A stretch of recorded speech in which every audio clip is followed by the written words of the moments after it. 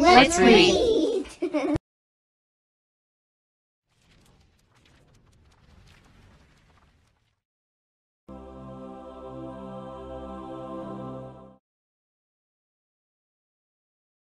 Chapter 8, A Talk at Home. On Sunday morning, Mr. and Mrs. Arable and Fern were sitting at breakfast in the kitchen.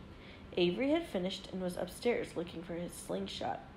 "Did you know that Uncle Homer's goslings had hatched?" asked Fern. "How many?" asked Mr. Arable. "7," replied Fern. "There were 8 eggs, but 1 egg didn't hatch, and the goose told Templeton she didn't want it anymore, so he took it away." "The goose did what?" asked Mrs. Arable, gazing at her daughter with a queer, worried look.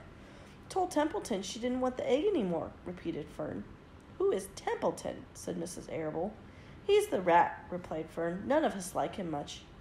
"Who's us?" asked Mr. Arable. "Oh, everybody in the barn cellar. Wilbur and the sheep and the lambs and the goose and the gander and the goslings and Charlotte and me." "Charlotte?" said Mrs. Arable. "Who's Charlotte?" "She's Wilbur's best friend. She's terribly clever." "What does she look like?" asked Mrs. Arable. "Well," said Fern thoughtfully, "she has 8 legs. All spiders do, I guess." "Charlotte is a spider?" asked Fern's mother. Fern nodded. "A big gray one. She has a web across the top of Wilbur's doorway. She catches flies and sucks their blood. Wilbur adores her." "Does he really?" said Mrs. Arable, rather vaguely. She was staring at Fern with a worried expression on her face. "Oh, yes, Wilbur adores Charlotte," said Fern. "Do you know what Charlotte said when the goslings hatched?" "I haven't the faintest idea," said Mr. Arable. "Tell us." "Well, when the first gosling stuck its little head out from under the goose, I was sitting on my stool in the corner, and Charlotte was on her web. She made a speech. She said, 'I am sure that every one of us here in the barn cellar will be gratified to learn that after 4 weeks of unremitting effort and patience on the part of the goose, she now has something to show for it.' Don't you think that was a pleasant thing for her to say?" "Yes, I do," said Mrs. Arable.